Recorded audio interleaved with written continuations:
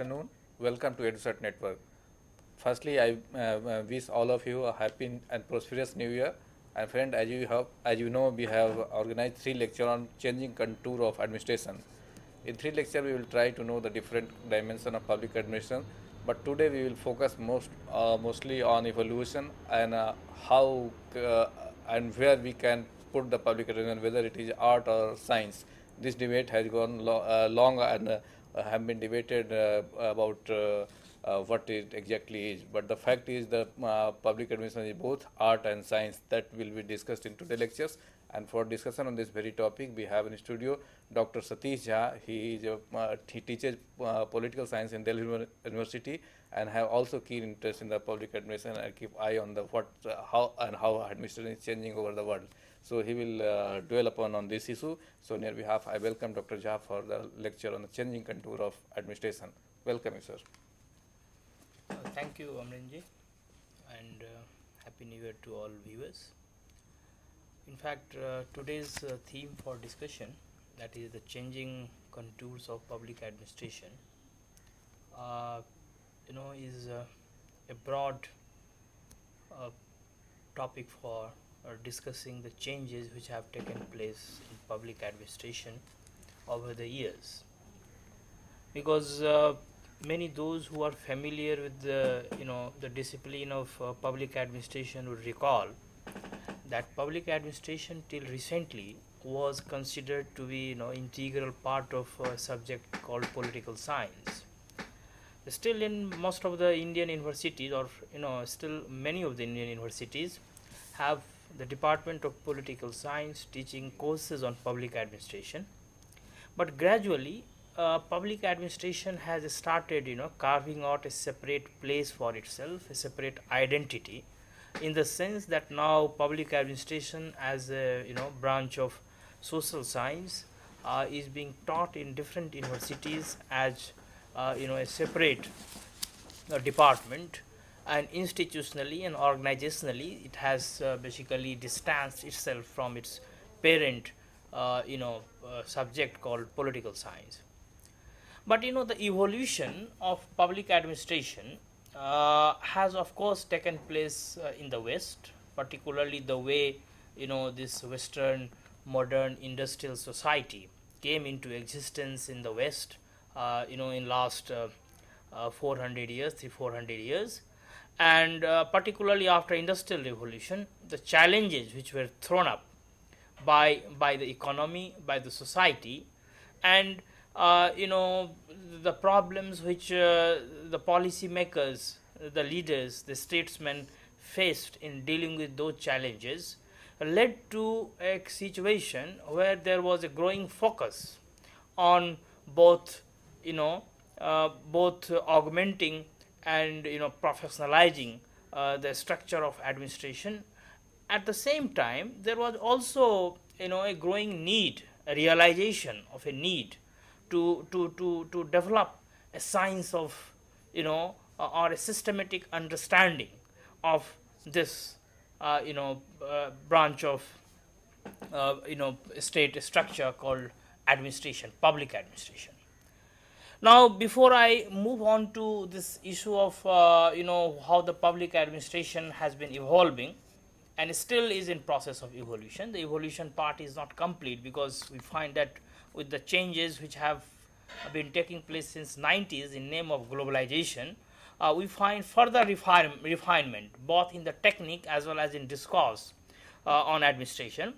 But one thing which is required at the very outset is to understand the significance of this term called public.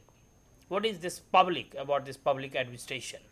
Because administration is one thing which has which came into existence with human civilization in one form or other. Even still, even today we find that there are many societies, for example the tribal societies, they don't have the administration of the modern type, the way we think of administration, but still they manage their affairs with some instrumentality, which one can call it administration in their own discourse, in their parlance. But you see, this public administration with this adjective called public, what is this public about this public administration is very important, because this differentiates public administration from other types of administration. For example, private administration, or the administration which we find in the business organization, or within settings which have no notion of public. So this is very important. Now the public implies the public interest. Public implies that sphere of life, where people come into into interaction with each other, and the management of that affair, management of that sphere, without any profit motive, in fact, is very significant here.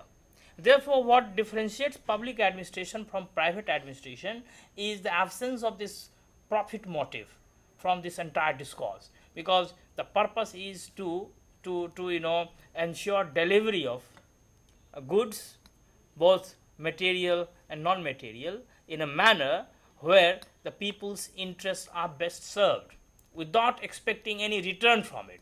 And that's the reason that public administration is totally different from another enterprise, which is the private administration, which is profit driven profit driven organization. So that is one thing.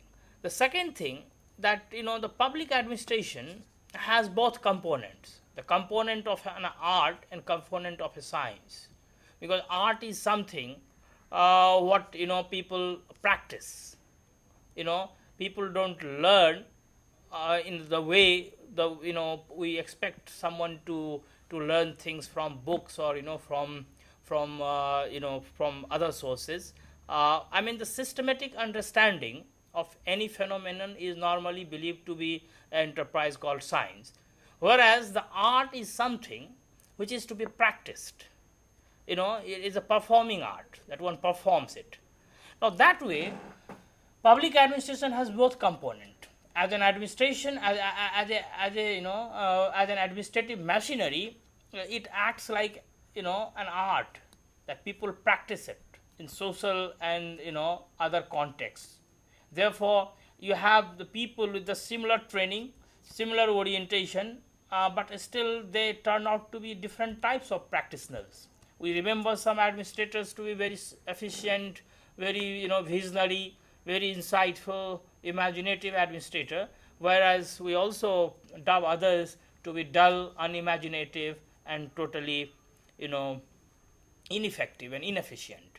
Therefore, this art part is important. This has to be inculcated not through the textbook materials, but it has to be imbibed.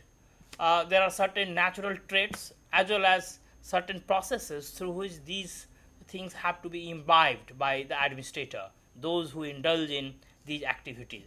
So that is art part. And the science part basically deals with the reflection on those actions, those activities which constitute administration. So this reflection, the discussion, the thinking, the thought process which accompany this process, this activity called administration, they go hand in hand, and therefore the art and science have to complement each other. Whereas the artists, the administrators who practice this enterprise called administration, they have to look for resources from the science of administration, whereas the scientists of administration, those who indulge in the discourses, scientific researches, the scientific thinking, they have to take into account the experience of the administrators in the field, that how they have been grappling with different situations, how they have come to certain decisions in different contexts on basis of their field exposure, on basis of their interaction with the people and the societal process in a more experienced based situation. Therefore, this art and science have to go hand in hand, and much of the developments which have taken place in area of the science of administration can also be attributed to through the experiences which have been documented or shared or have been communicated by those who are basically concerned with this administrative the administration and this entire enterprise of administrative delivery system.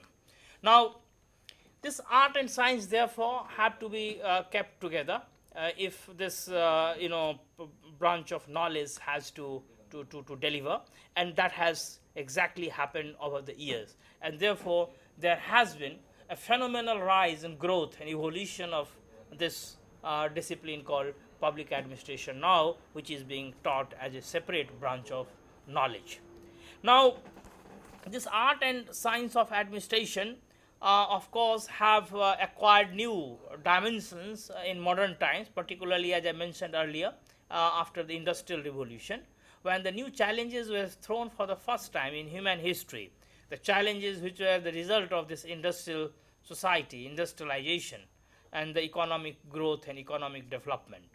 Because there were few challenges which were encountered by human beings for the first time in history.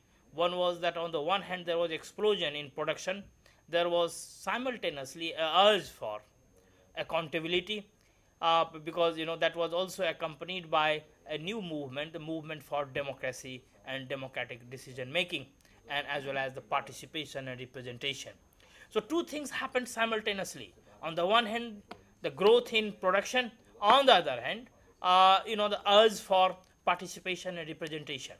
Therefore, it was a new challenge which was not encountered earlier, because if we simply talk of administration, then administration and the ideas or the thinking about administration was not new to humanity. I mean, it didn't start in the 17th and 18th or 19th century in Europe or in United States of America and other places.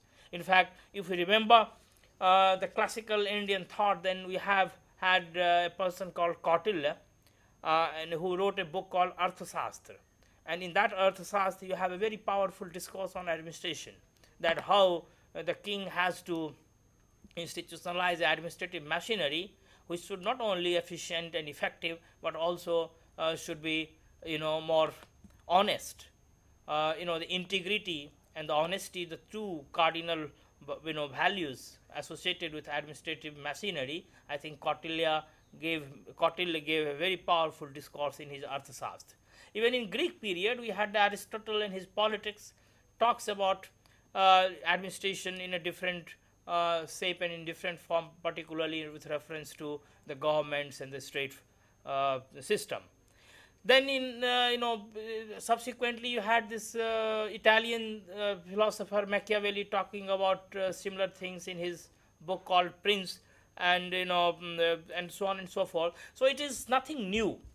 I mean, there have been powerful discourses without having had a similar situation in the past, which I mentioned, that the two things happening simultaneously, the explosion in production and at the same time the rise in expectations and aspirations of the people for participation and representation in name of democracy.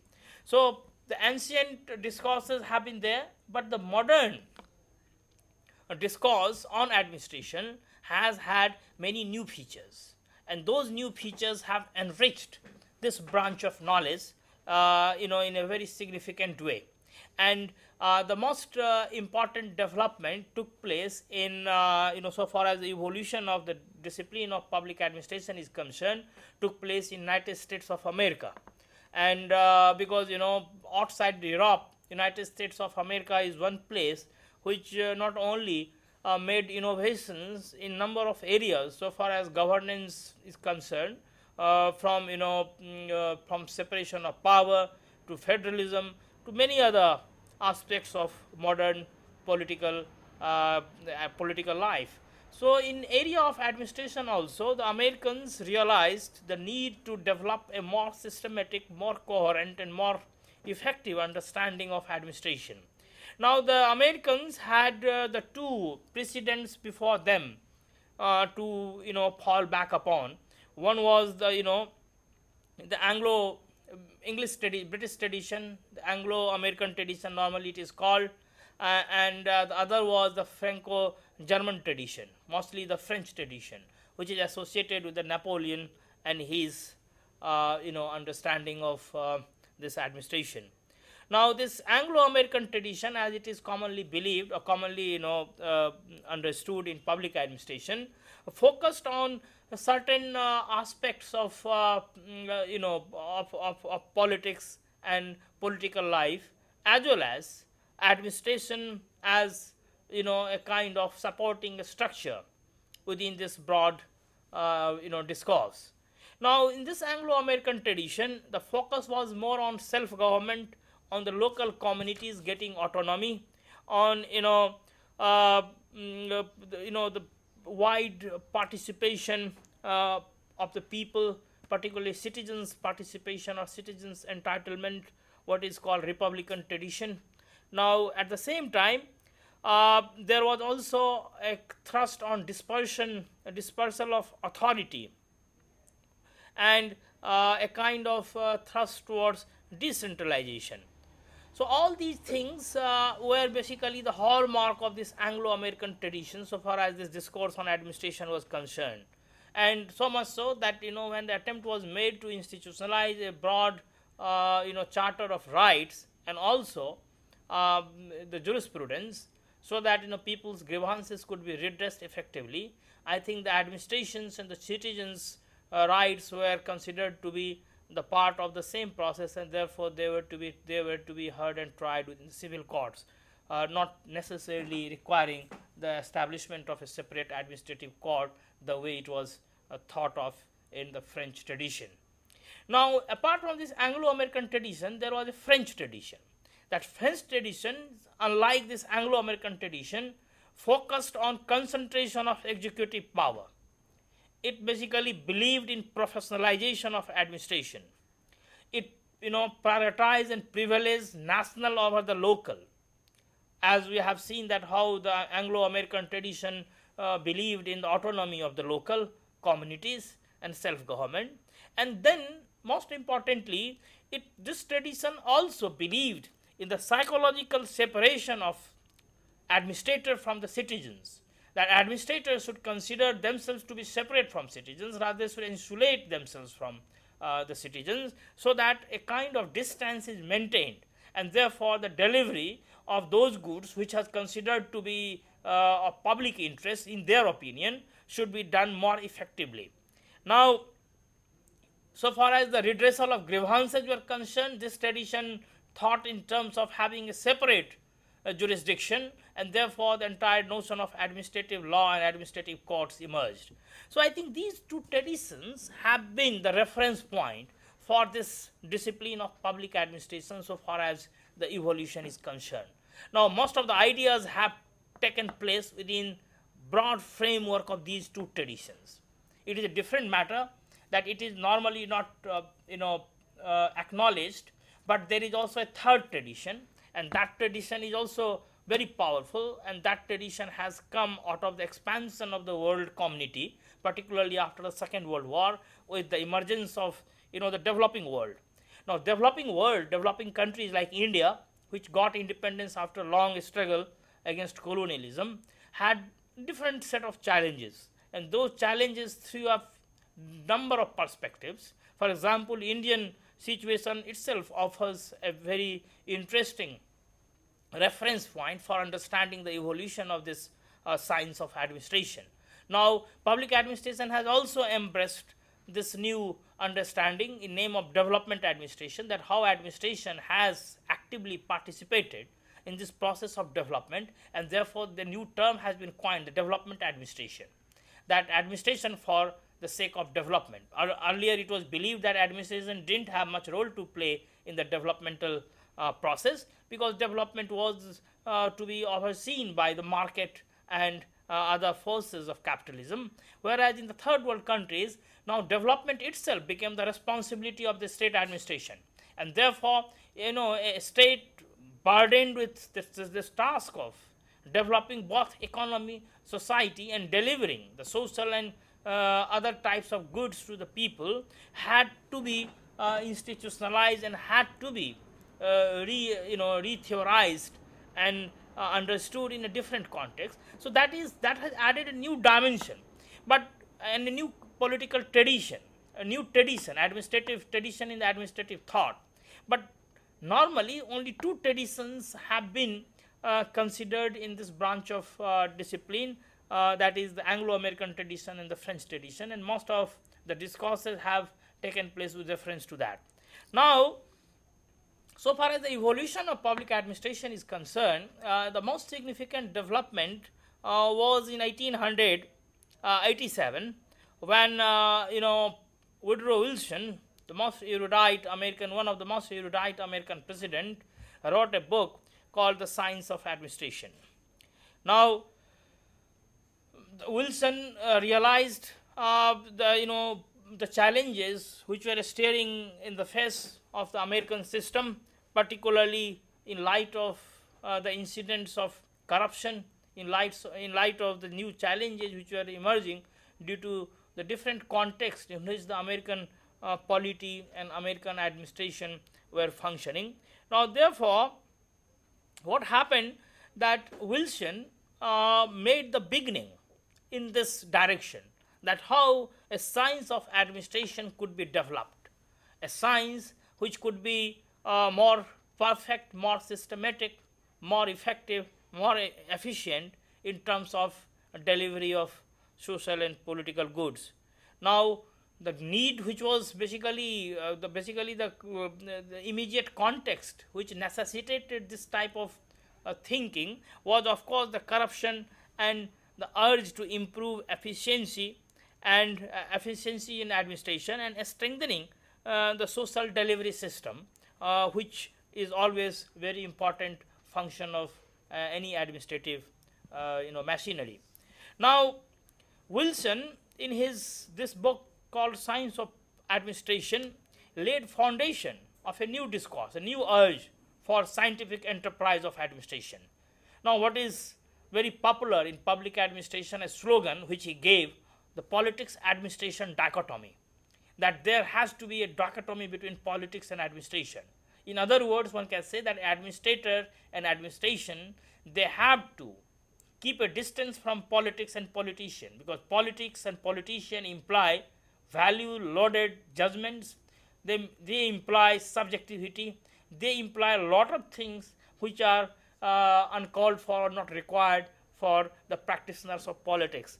Therefore, the separation of administration from politics was one issue which was emphasized by Wilson in this book.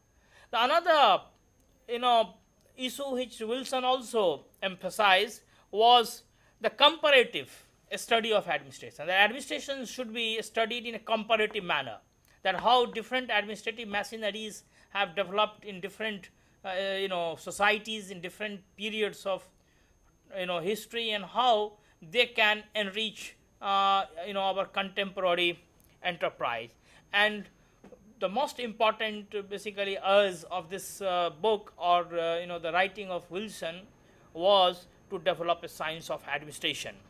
Now, apart from laying foundation for a new enterprise, Wilson also heralded a new era in the sense that he tried to shift the attention from the Anglo-French tradition and tried to study the German-Prussian tradition, which had a long history and long tradition of thinking on administration. Now, Wilson realized that there are certain characteristics which are associated with the Anglo-American tradition, and those characteristics do not augur well for the effectiveness of or efficiency of administration. And one of those aspects is the notion of popular sovereignty, that it is the people which is the final authority in terms of decision making, that people's ultimate right to decide, and that basically curb the autonomy which the administrators should enjoy in terms of decision making, in terms of delivery of social goods. So this popular sovereignty he diagnosed to be one of the major areas, major issues which has not allowed a institutionalization of a more effective and efficient administrative system in Anglo-American world. Now,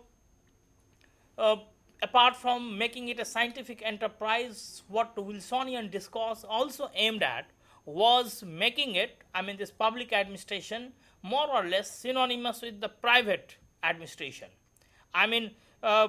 Curtailing or reducing the areas of unprofessionalism. How to professionalize this branch of state, that was perhaps the main mission.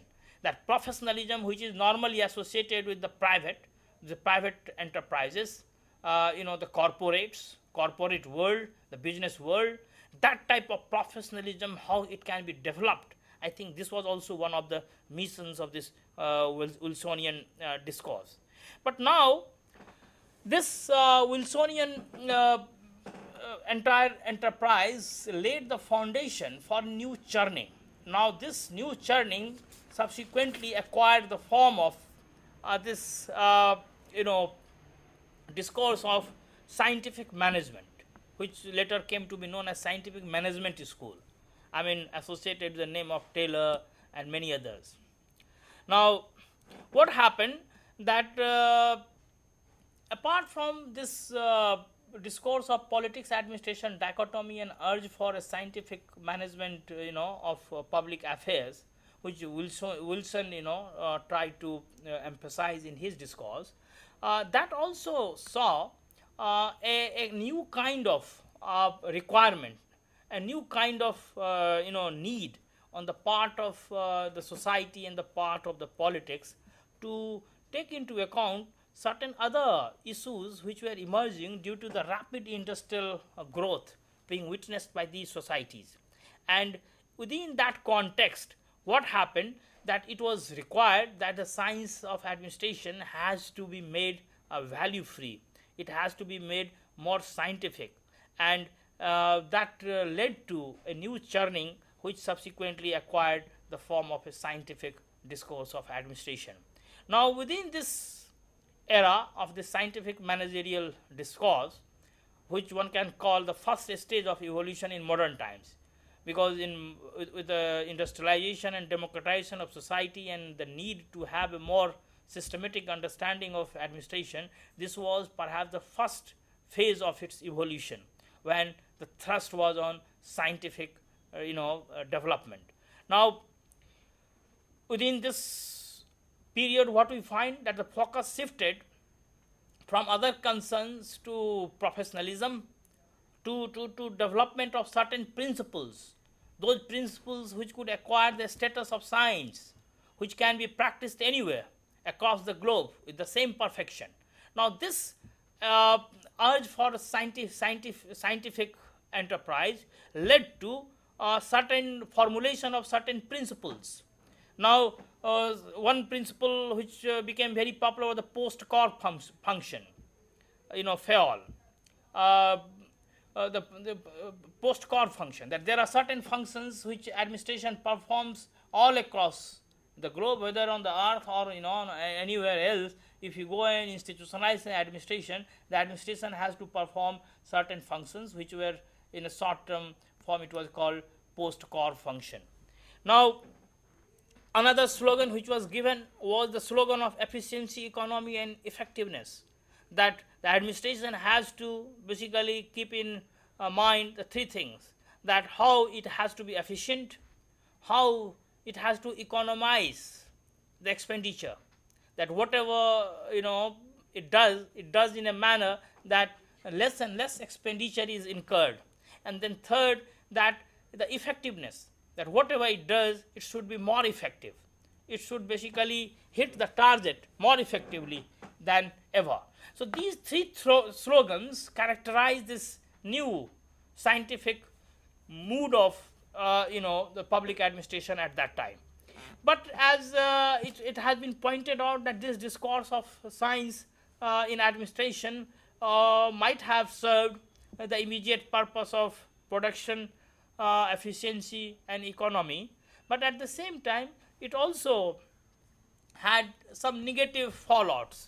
For example, it totally ignored the human dimension in administration, that man is not simply a cog in the machine, that you just use it the way you use a machine. You can also use man or administrator or those who are basically associated with this administrative process. They are human beings. They are guided by their motives. They are guided by their sentiments. They have their own subjective values, and therefore this human total ignorance or total neglect of human factor led to a kind of discontentment and also a kind of alienation. Now this alienation and discontentment was being realized growingly, and ultimately we find that it led to a new churning within this discourse of public administration because of the realization of these problems which the administrators were encountering in day-to-day governance. So what happened? That led to a new situation, and that new situation gave rise to a new discourse which came to be known as human relations approach in administration, and that can be considered as the second stage of its evolution.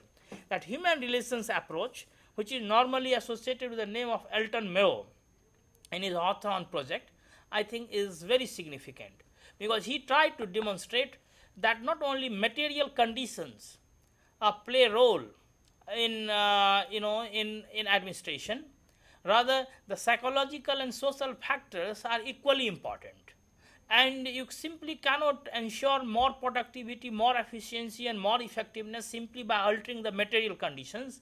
But for attaining that type of goal, you need to take into account the social and psychological factors, and he and his basic colleagues demonstrated through experimentation, which came to be known as Hawthorne project, that how better illumination could create a conditions where the workers could perform in a much more effective way than they were doing in a different situation earlier when it was not that much there.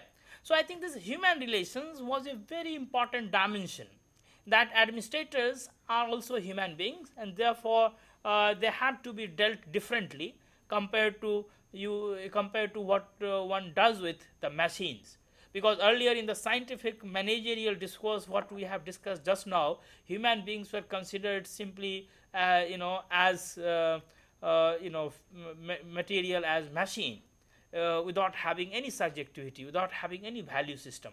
So I think human relations was definitely a landmark development in terms of the discourse of public administration is concerned, so far as its evolution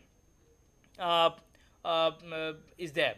Now after this human relations, because that was also the time when some new developments were taking place in social science, not only in public administration but in other branches, anthropology, psychology, and this new development was called at that time behavioral revolution, focus on human behavior, that what are the behavioral patterns in human beings, how those behavioral patterns shape their motivation and how they shape their behavior. Now this behavioral revolution had a tremendous impact on public administration, and its discourse as well. And therefore you had the Simon and his administrative behavior discourse. Now I think this behavioral thing we find that getting reflected within public administration through two main main sets of writings or ideas, and they were championed, one by Simon, another by Dahl, and both of them tried to focus the behavioral dimension in decision making, and how the human factor, the values, all these things are important and they have to be taken into account. Now that apart from the after these human relations, this administrative behavior and the focus on administrative behavior was another landmark development so far as the evolution of public administration is concerned. Now all these things were adding new dimensions to this discourse. One can say that the entire contours of discourse were changing over the years. with the new challenges. The challenges, because the industrial society itself was not a stagnant society. The challenges which were encountered in 19th century, when this Wilson and came with this call for science of administration, and the challenges which were emerging between the two world wars and after the Second World War. I think those challenges were different in nature, and because of the difference in nature of those challenges, the reflections and the thinking about those challenges also had to be different. And accordingly, we find that in the second post-World War period, keeping in mind the developments which had taken place earlier, a new situation was encountered by the theoreticians of public administration, particularly United States of America, and those those encounters, the encounter of the theoreticians with the new challenges which were being seen by them, in the society, basically finally got translated into a concrete form by 60s, when in 1968 you had a very significant development, what is called Minot Conference, which gave birth to a new discourse in public administration, and which is perhaps the most important stage in its evolution, that is called new public administration. Now this Minot Conference, of course, we have had two conferences of Minot, the 1968 and 1988. The 1988 was the second conference. There is a big difference between the two conferences in terms of their motivation, in terms of the focus.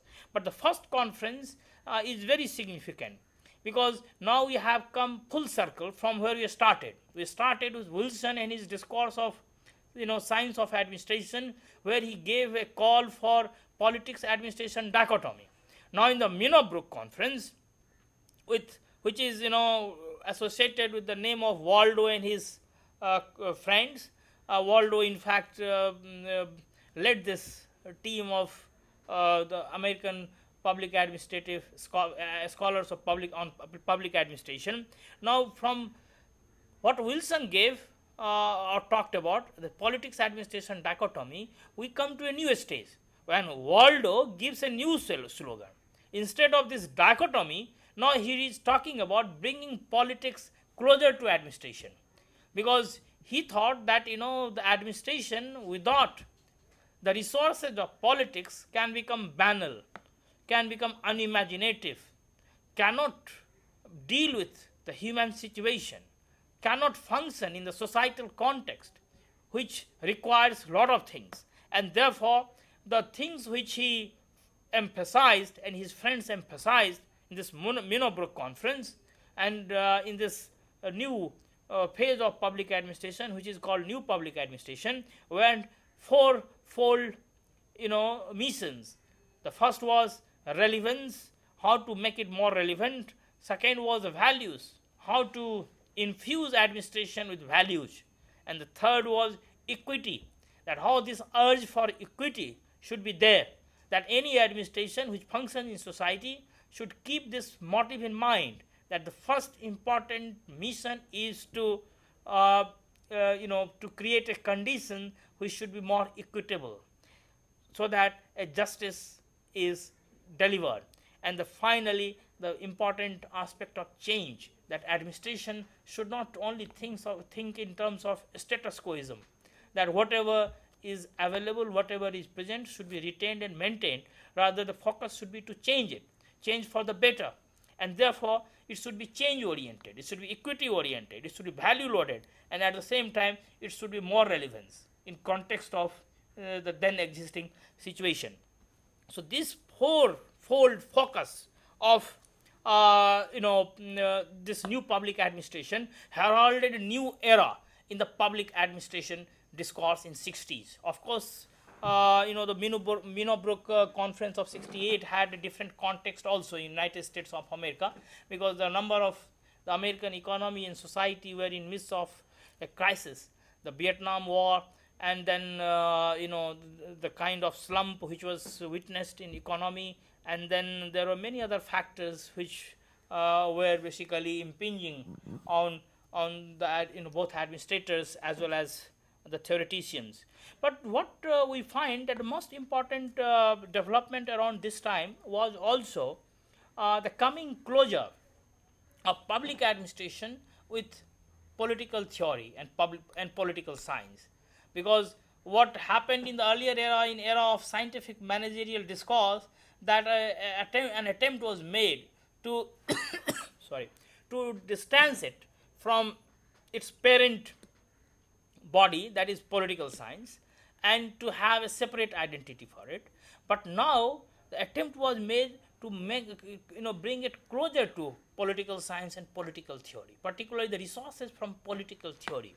And therefore this equity, change, values, all these aspects which were recognized to be very important for the sound functioning of administration, had to be provided by political theory, by other branches of social sciences, not simply public administration. Of course, the identity issue was there, but at the same time, the thing was that how there can be cross fertilization between a kind of interaction, engagement with the different areas in human sciences, particularly sociology, anthropology, economics, but most importantly political science and political theory.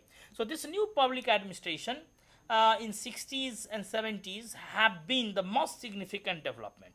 Now I mentioned the second Munich conference, that was 1988. The first was 68, but the second was 88. The 20 years later, we find a different mood at that time, because of the situation in the United States had also changed, because 88 was the period of Reaganomics. The Reagan at the helm of affairs as American presidency, and Reagan with the new market, neoliberal, slogan and the market mechanism.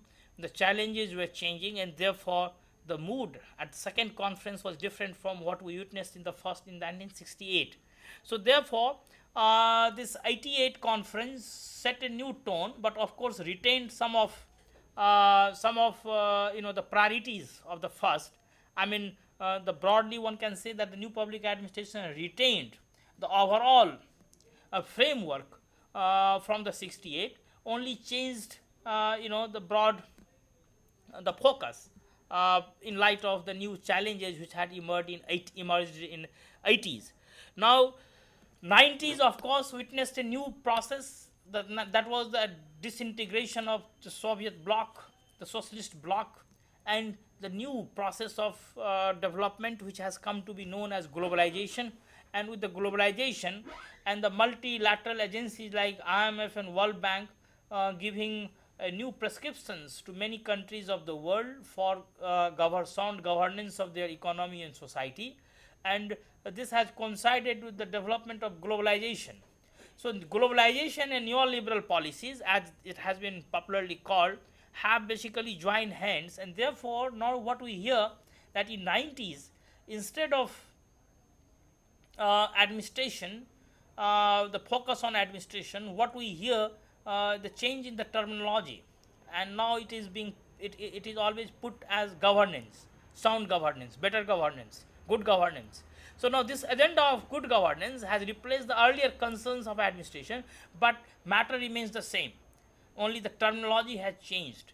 Another difference what we find, one finds here, that when this governance discourse has emerged, now apart from this administrative machinery of the state or the state personnel, the focus has also been simultaneously on other agencies of society, and the two important agencies which have been incorporated in this discourse are A, civil society and its agencies, and B, the market. So now it is a three-pronged or three-layered discourse, where you have state and administration on the one hand, civil society on the other, and market existing in between. So civil society, market and administration, the three constituents of this new discourse of governance, is basically the product of 90s. What has happened in an era of globalization and neoliberal policies, sponsored and supported mostly by the multilateral agencies like IMF and World Bank, which we will take up later in the subsequent parts of this lecture. Now, what I am trying to highlight here that this evolution in last 200 years, one can say, has, this evolution has been keeping pace with the changes in society, and the changes and the challenges which have been thrown up have been addressed by the thinkers and scholars and theoreticians who have worked on public administration. Now that we have seen in these 4 5 stages of evolution. Recently we have also seen number of other approaches have been developed. For example, there is a uh, there is a new focus now on public choice, theory, that how this public choice is not only administration but is a democratic administration. So therefore, how individual has been conceived as a rational agent, and therefore individual, since he is a rational agent, he knows how to maximize its utility, and therefore that maximization can take place without any intervention. Now this market exchange is the model through which certain decisions, certain delivery of goods can be thought of. So all these new experimentations are taking place. Mostly I think the political economists have contributed in this sphere, but of course Ostrom, a political scientist, was also given the Nobel Prize. I think he is also, ideas can be considered to be crucial for this development. So I think these developments are taking place, new innovations, new refinements are taking place every day. But what is important here is to remember that public administration has, the way it has evolved, I think has been addressing the challenges of the Western world, particularly the industrial society. But the late industrialized countries, or the countries which became independent after Second World War and had different set of challenges, even the process of industrialization was different in these countries, because the state had to take a more proactive role. They tried to reflect on their challenges in a different way. For example, in India, we have a very powerful discourse taking place in 50s and 60s, and that discourse is associated with our first Prime Minister Nehru, when on the one hand he wanted to democratize administration, but at the same time he also realized the need for economic growth. So how both aims can be harmonized with each other, economic growth and democratization of society. Now that was a new innovation, and therefore what he did, that on the one hand he emphasized on the planning process, which in itself is a more centralized, administrative and bureaucratic strategy, but at the same time he also brought into consideration certain other ideas which were more in tune with the democratic aspirations of the people. For example, the entire Panchayati Raj or decentralization discourse, the cooperative movement, different from what the socialist world were doing in name of commune system, and then the community development programs and many other ideas, innovative ideas which he tried to synthesize with this discourse of economic growth. So India and many other developing countries were experimenting with a similar situation, where they had different set of challenges. So what we have today, that over the years, 200 years, the experience of the West and the experience of the developing countries, and at the same time the experience of the East, now the so-called disintegrated Soviet Socialist Bloc, which had altogether different type of administration, which was more authoritarian, more developed, more centralized. Of course, they used to call it democratic centralism, but I think the democratic part was less prominent and the centralizing part was more dominant. So I think the three experiences, if we take into account the Western, the Eastern and the Third World, I think three experiences in 200 years have enriched both the art and the science of public administration, and that has created a situation where the broad contours of this discourse are expanding and changing and breaking the barriers and the boundaries, in the sense that now public administration no longer is confined to political science or to its own domain.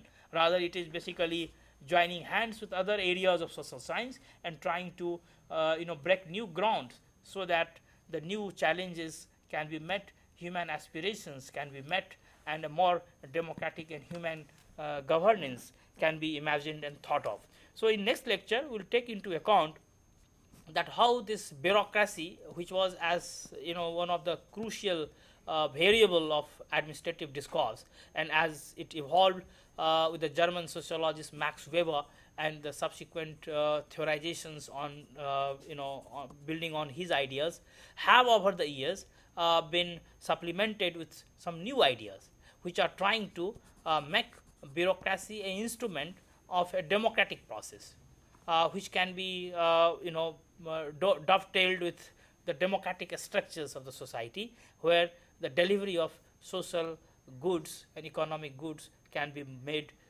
more effectively. So I stop here. And so, well, you explained the various aspects of in public administration, but one thing which I would like to ask you, the bureaucracy is more dependent or more directly linked with the politics, but it should be more linked with the people. So is this work going to in this direction, making more society centric, or you can say people centric? Though in principle there is a welfare sort of the things. Right.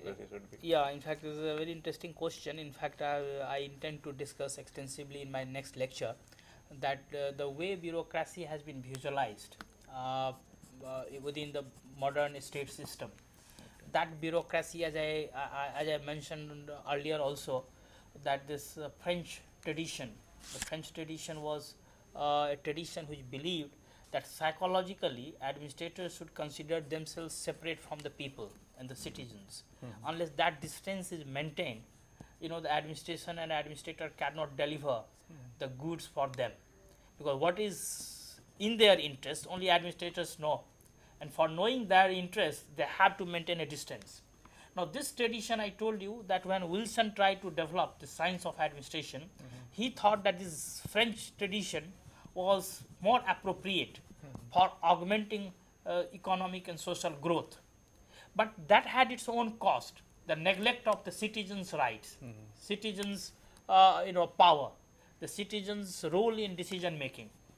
Now what Wilson realized at that time, the policy of Anglo-American tradition, that local autonomy, people's participation, self-government, more transparency, all these things, today we realize that it is again the urge of today's time, that how this administration should be not only made accountable to people, but should also be amenable to people's pressure. It should not be totally immune from the social pressure, people's pressure. Now third world countries like India, as many of us know, that had a very powerful debate on this issue during the framing of the constitution, that what kind of administration would be appropriate for India. Should we continue with the British tradition? Because British tradition, which believed in that, one can say the French model, the Bonapartist model that is called, that where the ICS, as it was called in those days, Indian Civil Service, now we have IAS. The ICS was kind of master, was Sahab, had nothing to do with the people's and people's rights. Yeah, you are right. Now, and the Patel wanted to retain it, and Nehru wanted to democratize it, that even administrators should be elected, should be routed through the same process as our elected representatives are elected by the people. Okay. But finally this Patel's idea prevailed, and we continued with that. We have only tried to do some piecemeal engineering, some reforms here and there, and that's why we have 2 administrative reforms commissions in India. The present reform commission was only recently it was done. Okay. So we have been trying to reform it, but broadly what you are suggesting is perfectly in order, that in a democracy, how to have an administrative system where the people's control over it is not lost even for a moment. Now, this entire campaign for anti-corruption campaign, which is emerging in the civil society, can also be seen in that light. Right. The, citizens' charter, this demand for citizen charter, is basically making administration amenable to people's control. So that is there. One more thing which I wonder, we have talked about the psychology of administration, philosophy of administration, evolution of administration. But one thing, the person in administration, I mean the moment the people enter into the administration or they become the IS officer or something, they start behaving like the previous of which they were engaged to that. So why it is so? This behavioral pattern. Yeah. That there is something in that institution. Yeah. The moment you enter it, you chain. imbibe the characteristics of those chairs, those institutions. Which they wanted sometimes back to change that. Exactly. So the change becomes, change is transformed into a status quoism. Right. That you try to perpetuate that thing. Now this is something, the behavioral aspect, which has been addressed by a number of scholars within public administration. But one thing which has not been touched upon, that this is inherent in the power structure. Okay. It is called that power corrupts and absolute power corrupts absolutely. Right. Now, more you try to reform, more you empower them, the administrators, the tendency which develops in their personality is to monopolize power. Now, the only countervailing factor or any antidote, one can say, can be that how the power can be checked by power. Okay. So I think this decentralization and at the same time checks and balances are the only way. The separation of power doctrine, which was developed in United States of America, is a very powerful, innovative idea. But it has been institutionalized at a macro level. But at micro level, how power can be checked by power, how it can be bifurcated, trifurcated, and can be divided in number of agencies and number of channels, so that concentration of power, the more you reduce the concentration of power, the more you can make them amenable to popular aspirations. Okay. So, well, friends, this was what we talked about today, and we will continue our discussion in following lectures. So, I hope this lecture have given you insight about what the public administration is all about, and we'll know more about it. So, with this word, we conclude the lecture today, and I thank Dr. Satish Jha for giving such an insightful lecture on this very topic. Thank you very much.